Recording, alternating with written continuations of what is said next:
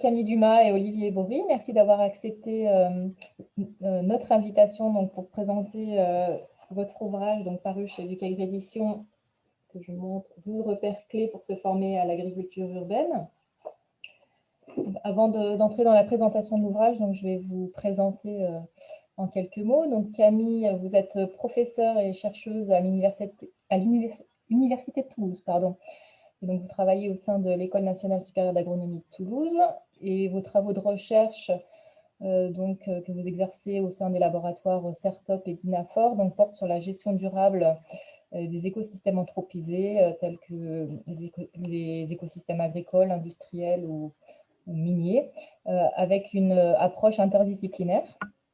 Et vous êtes également présidente du réseau Agriville, donc qui est un réseau qui met en réseau justement dans le cadre de projets participatifs et de projets d'innovation pédagogique, donc différents acteurs autour de l'agriculture urbaine, j'imagine.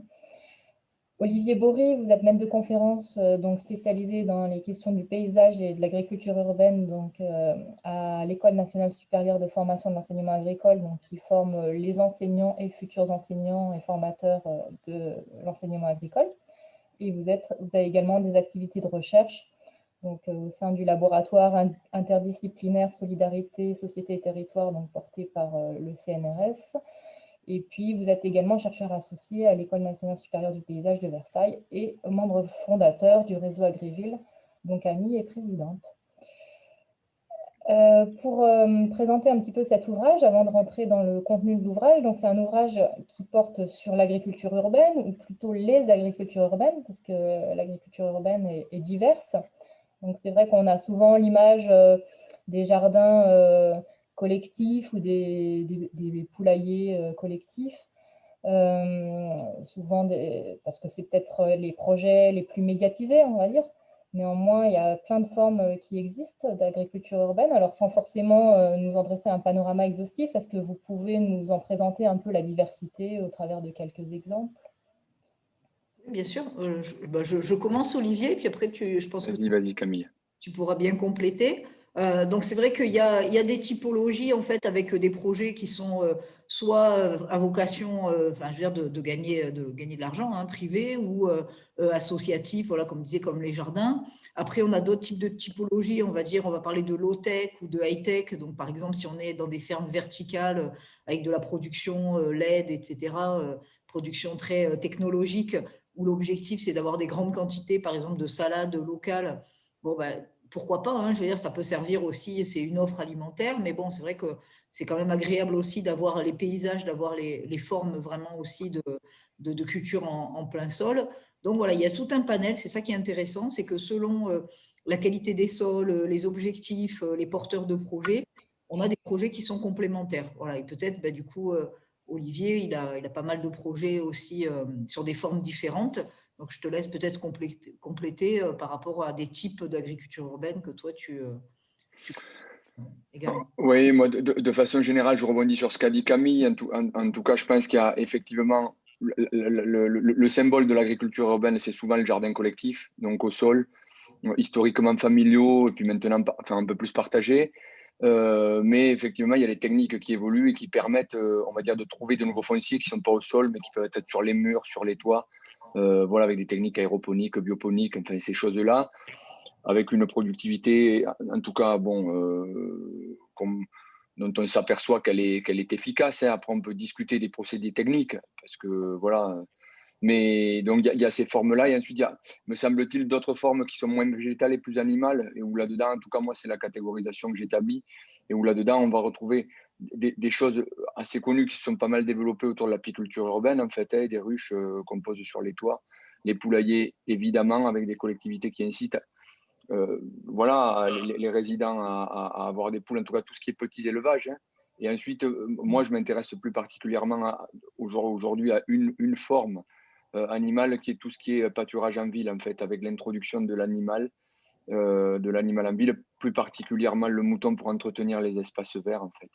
C'est souvent ça. Et donc, voilà, on a une diversité, je crois, d'opérations, qu'elles soient végétales ou animales. Et donc, ça en fait une richesse, avec des acteurs, évidemment, qui sont multiples, avec des projets qui sont multiples, etc. ça en fait tout un tas de choses complexes, enfin complexes à comprendre, à analyser. Voilà ce que je peux, oui, moi ce que je peux dire là-dessus de façon assez schématique, hein, et rapide aussi. Merci. Du coup, enfin, c'est vrai que je ne l'ai pas présenté au début, mais enfin, vous êtes les coordinateurs et auteurs en grande partie de ces ouvrages, mais c'est vraiment un ouvrage qui a été écrit en collaboration avec plein de gens d'horizons différents, qu'ils soient chercheurs, enseignants, formateurs, vétérinaires. Donc, il y a vraiment une approche pluridisciplinaire dans votre ouvrage. Oui, Voilà. tout à fait. Ben, c'est une façon, c'est vraiment une façon aussi d'aborder, de faire face à la réalité du terrain, la complexité, et puis voilà, de peut-être maintenant une approche, je sais pas, que je pourrais dire moderne, hein, des choses, c'est-à-dire d'utiliser tous les outils qu'on a à disposition, parce que les connaissances agronomiques, environnementales, géographiques, on les a, mais sauf que souvent on les utilise pas finalement. C'est ce que je me disais là, enfin ce matin aussi, je me disais, mais c'est quand même étrange qu'on se dise aujourd'hui que effectivement alimentation, agronomie, santé, voilà, ça aille ensemble, alors que enfin, ça paraît tellement logique, quoi. Et voilà. Et donc je pense qu'avec l'agriculture urbaine, ce qui est intéressant, c'est que les citoyens, même les enfants, voilà, qui sont formés des fois, voilà, dans des projets de jardin, etc., sont très motivés pour faire, en fait, pour faire des projets, des actions.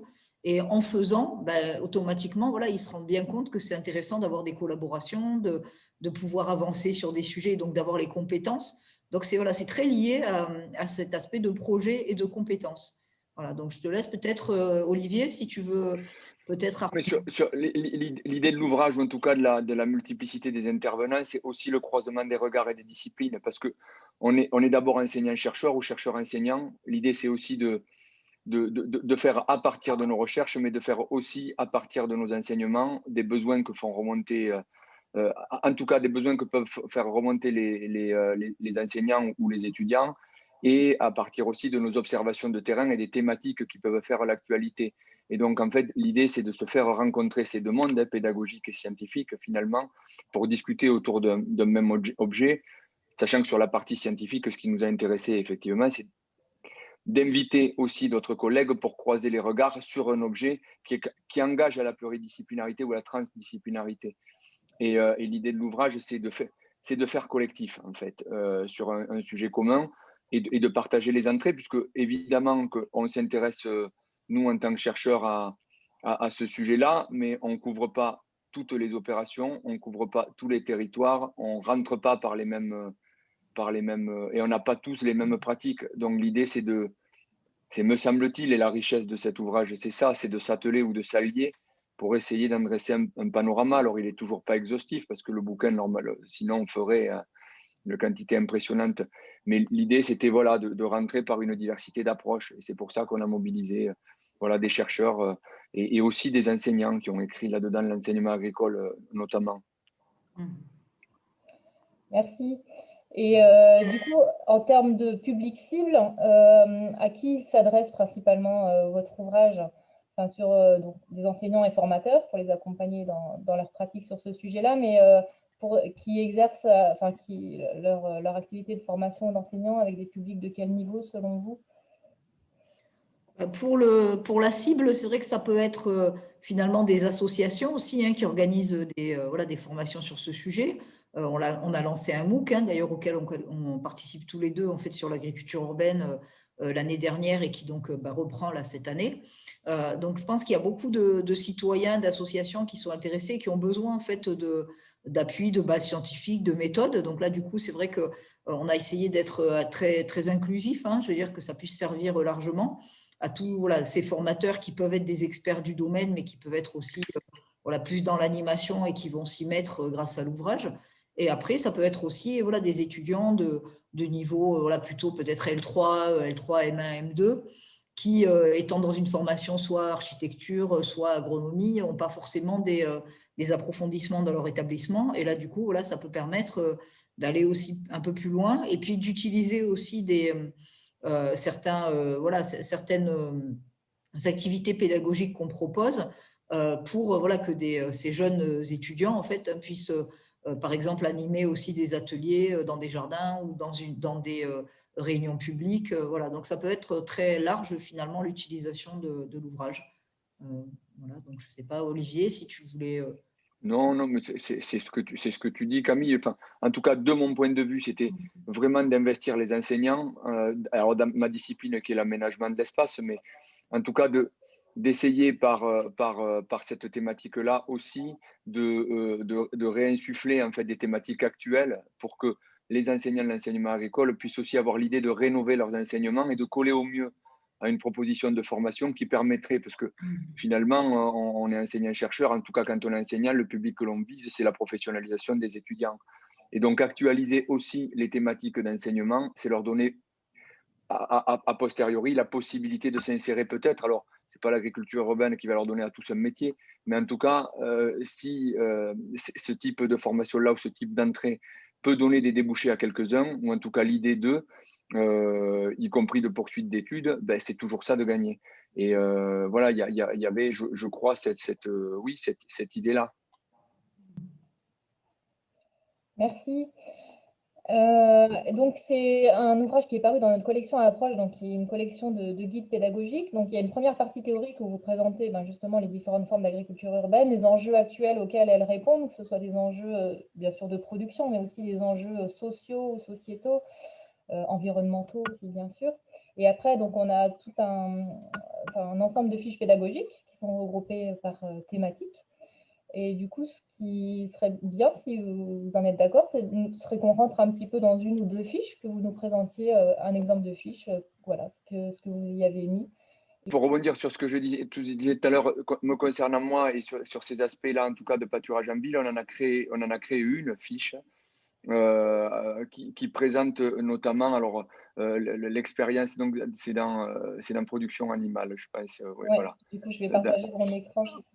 Voilà, c'est celle qui est mettre en œuvre des pratiques de pâturage urbain, où en fait on s'est appuyé sur une UE qu'on a créée dans une licence professionnelle qui s'appelle intitulée Gestion et aménagement des espaces montagnards et pastoraux, où il y a 4 ans en fait on s'est confronté à un constat de propositions de stages qui nous arrivaient, de collectivités, d'entreprises, etc., pour placer les étudiants en fait de cette licence-là sur des opérations de pâturage. Et en ville, mais on s'est rendu compte qu'ils avaient des compétences, en tout cas la licence leur donnait des compétences en termes de pastoralisme en montagne, qu'on venait les chercher pour ces compétences-là, mais que le transfert ne se faisait pas obligatoirement. En tout cas, on s'est dit, il y a peut-être un truc à créer autour de cette demande-là, et par ailleurs de nos intérêts de recherche, puisque notamment cette UE l'a créée avec Corinne Echenne, qui est géographe et spécialiste du pastoralisme dans les Pyrénées, qui est aussi responsable de la licence, et qui, dans le cadre de la rénovation de la maquette, s'est dit pourquoi pas faire évoluer la formation et créer une UE. Donc, on a créé une UE autour de ça, qui articulait nos pratiques de recherche et les partenariats qu'on pouvait aller chercher en termes de recherche sur le terrain pour les mobiliser dans la formation. Et l'idée, en fait, c'était effectivement, à partir d'études de cas, de faire travailler les étudiants sur ces pratiques de pâturage urbain. Donc, on a une UE qui fait une quarantaine d'heures. Alors, à chaque fois, on a mis, je vais peut-être pas tout lire là, mais on a mis les objectifs, les thèmes qu'on abordait, les compétences et surtout la façon dont on mettait en œuvre les enseignements. Et donc, c'est là qu'on fait se rejoindre véritablement dans la formation nos pratiques de chercheurs et qu'on fait intervenir pas mal. D'ailleurs, c'est pour ça que tout à l'heure, je m'en vais plus tôt. C'est parce que l'UE est en train de se tenir. Et donc, on fait intervenir voilà, un certain nombre d'intervenants extérieurs qui pratiquent le pâturage urbain, que ce soit à Bordeaux, à Évreux, à Cugnot, bon, plus proche de notre à Paris aussi avec les bergers urbains qui conduisent des choses assez connues et sur lesquelles on a travaillé. Et donc, on s'appuie sur nos programmes de recherche, sur nos publications aussi, aujourd'hui pour faire travailler les étudiants aussi sur les articles qui sortent sur ces sujets-là. Et à partir de là, on essaye effectivement de les faire naviguer dans ces pratiques de manière à ce qu'ils d'abord s'en acculturent et ensuite voient comment ils peuvent réinvestir leurs compétences pastorales, notamment en termes de diagnostic, par exemple, et d'évaluation de la ressource, pour voir comment, effectivement, en ville, sur des espaces enherbés, on pourrait arriver à mobiliser ces compétences-là. Et avec, voilà, après, tout un système d'évaluation.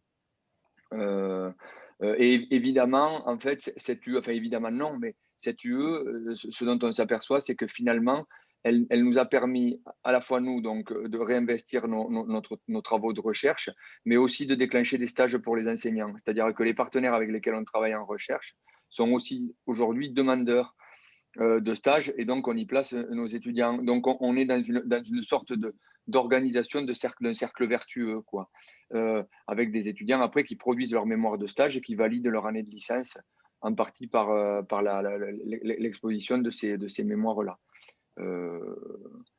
Voilà, je ne sais pas si j'ai répondu véritablement à ça, mais et donc on a dans ce travail-là, on a rendu compte le plus honnêtement possible de la façon dont on organise les cours. Merci beaucoup. Oui, merci Olivier. Et du coup, j'en profite pour dire qu'il y a un site compagnon avec tout un ensemble de documents liés, donc en l'occurrence des documents que vous utilisez dans le cadre de cette UE. Voilà, et donc on va trouver aussi d'autres types de documents, notamment je crois qu'il y a eu des interviews d'acteurs, enfin, sur d'autres thématiques. Globalement, on a essayé de renvoyer à toutes les ressources qu'on mobilise nous dans un enseignement, y compris des sites internet ou des partenaires avec lesquels on travaille. Donc ça permet aussi, dans cette histoire de partage, hein, enfin, on est vraiment, c'est ce qu'on disait au début avec Camille, on a voulu le piloter comme ça, de partage de l'information, et surtout de ne pas s'approprier des terrains ou de les garder cachés, etc. Et donc de diffuser de manière à faire réseau. Donc on renvoie aussi vers nos partenaires de terrain que les gens pourront mobiliser. Merci Olivier pour ce témoignage. Camille, du coup, est-ce que vous voulez bien nous présenter une autre fiche? Je vais du coup être un peu plus rapide, puisque finalement, là, Olivier, il a bien aussi expliqué ce qui sous-tend aussi cette démarche de favoriser aussi l'insertion professionnelle des étudiants. Moi, c'est vraiment aussi quelque chose qui me tient à cœur, puisque bon, on est quand même là en tant que formateur, on est là pour accompagner, aider les étudiants avant tout, quoi. Et donc, moi, je peux vous parler en fait des fiches qui sont plus liées à la gestion des pollutions urbaines. Ouais. Et parce que bon, finalement, ce sujet, on peut se dire au départ, ah bah oui, évidemment, c'est pas de chance, voilà, il y a des pollutions, et c'est vrai, je veux dire, on aimerait bien ne pas les avoir, mais d'un autre côté, elles existent en fait, ces pollutions, voilà, il y a des pollutions historiques. Là, dans l'actualité, donc on disait justement en viticulture, voilà, des cancers professionnels dus à l'utilisation de phyto. Ça, on le sait maintenant, c'est pas quelque chose qui est contestable, de toute façon. On voit aussi pour la culture de bananes, là en Outre-mer, donc là, il y avait une manifestation il y a quelques jours aussi, puisque il y a beaucoup de cancers de la prostate aussi dus à ces pollutions. Et puis, nous, on va avoir aussi beaucoup dans les villes anciennes, voilà, Toulouse, Bordeaux, etc., où il y a eu des activités anthropiques pendant des décennies. On va avoir des métaux persistants, par exemple, très souvent. Donc, heureusement, pas toujours, mais en tout cas, voilà, ces pollutions, il ne faut pas les nier, les ignorer, faire comme si elles n'existaient pas. Et ce n'est pas la méthode scientifique. La méthode scientifique, c'est plutôt de justement faire le constat sincère, on va dire, ou le constat lucide sur la réalité du terrain, et puis voir comment on peut les gérer. Donc, les gérer, ça peut être, dans certains cas, si c'est des petites surfaces, on peut décontaminer les sols. Dans d'autres cas, c'est peut-être si les contaminations sont à des niveaux relativement bas, ça peut être d'avoir des techniques culturales qui permettent quand même de produire avec des aliments de qualité, même sur un site qui est un petit peu pollué. Voilà, donc ça permet de s'inscrire dans une amélioration continue, le fait de faire des constats lucides de la réalité du terrain. Et c'est en lien aussi, là, dans ce qu'on décrit dans la fiche, c'est aussi en lien avec le développement durable de l'économie circulaire. Voilà, parce que si on veut développer une économie circulaire, de la valorisation de déchets, etc., ça veut dire qu'il faut partir vers de l'éco-conception, il faut partir vers une meilleure connaissance en fait, des éléments traces qu'on va retrouver dans différents articles de la vie de tous les jours. Et donc, c'est à la fois réduire à la source, réduire les transferts, mieux connaître les scénarios d'exposition. Donc là, on est de nouveau dans un travail collectif et interdisciplinaire avec à la fois des compétences. Là, par exemple, là, je vois l'indice de battance. C'est un critère empirique développé en agronomie pour estimer a priori, sur la base de critères simples tels que la texture du sol ou le pH d'un sol ou la teneur en matière organique, le risque d'avoir comment dire, des croûtes de battance à la surface des sols qui vont limiter comment dire, l'entrée de l'eau dans la profondeur du sol. Et donc, du coup, si on a ces croûtes de battance, on ne va pas recharger la nappe phréatique, ce qui est quand même dommage, et on va avoir des problèmes voilà, d'inondation, de particules en suspension dans les rivières. Et en fait, on sait complètement aujourd'hui, on sait complètement comment lutter contre ces croûtes de battance. Hein. On a tous les éléments techniques en agronomie pour le faire. De la même façon, voilà, qu'on a des matériaux qui permettent de faire des parkings maintenant qui laissent passer l'eau, voilà, pour lutter contre l'artificialisation.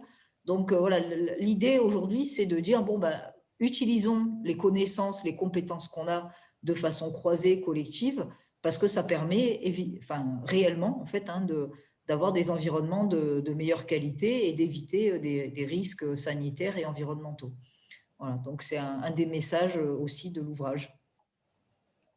Merci Camille pour cette présentation.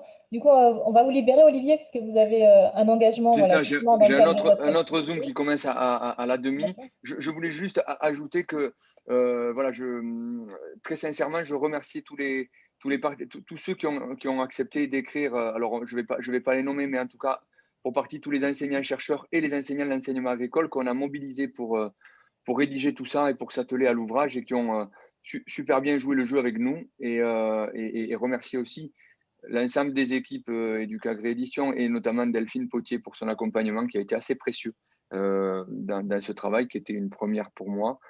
Voilà, mais qui me donne probablement d'autres perspectives de collaboration, mais ça sera dans un autre moment. Au plaisir d'une nouvelle collaboration. Merci beaucoup, Olivier. Merci beaucoup pour votre Merci de votre invitation. présence. Merci. À bientôt. À bientôt. Camille, avant qu'on termine, je vous propose peut-être à ce moment-là qu'on laisse juste la place pour éventuellement une question ou plusieurs. Oui, je peux peut-être juste, comme ça, pour conclure, compléter un petit peu. Voilà, il y a ce côté de stimuler l'imaginaire avec l'agriculture urbaine aussi, puisque finalement, au départ, on se dit, tiens, agriculture et urbain, c'est pas forcément compatible. Et en fait, bah, bien sûr que oui, même au contraire, de plus en plus.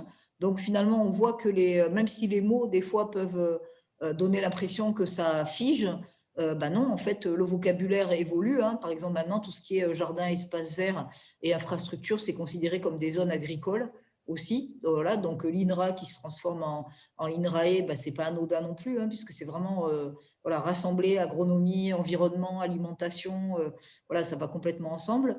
Donc voilà, bien sûr qu'il n'y a pas que l'agriculture urbaine hein, dans la vie, mais en tout cas, c'est un bon vecteur pour mettre en visibilité à la fois ben, toutes ces opportunités sur l'alimentation durable et également, comme je disais tout à l'heure, bah, peut-être aussi, même si on n'a pas envie de les voir, bah, de montrer les problèmes qui existent pour y faire face et les résoudre collectivement aussi. Parce que bah, on sait très bien, hein, malheureusement, en termes de justice, hein, que ce soit justice environnementale, alimentaire, etc., bah, on sait très bien que c'est les populations vulnérables aussi qui peuvent se retrouver proches de décharges ou voilà, dans des quartiers où la qualité de l'air ou voilà, des sols n'est pas la meilleure. Et donc là, voilà, par cette mise en visibilité, ce travail collectif, ça pousse aussi à ce que la réglementation évolue et qu'on ait donc bah, des villes plus durables et plus accueillantes, on va dire, plus inclusives. Merci beaucoup, Camille, pour Bah, je vous remercie en tout cas aussi. Voilà, on remercie les éditions Educagri voilà, pour ce beau projet très motivant. Voilà. Et ben, on souhaite une belle vie à cet ouvrage. À bientôt. Et puis en espérant qu'il soit bien pris en main et investi par les équipes enseignantes pour faire avancer cette thématique. Et puis, qui sait, peut-être donnera lieu à une suite aussi sur d'autres formes encore d'agriculture urbaine avec d'autres exemples. Bah, il y a le colloque hein, déjà en juin, voilà, le gros colloque sur les transitions écologiques à Toulouse et en webinaire aussi. Donc, je pense qu'il pourra être largement suivi aussi. Et on a des sessions sur l'agriculture urbaine dans ce colloque en juin. Voilà. Et ben, c'est noté. Merci beaucoup, Camille. Au revoir. Au revoir.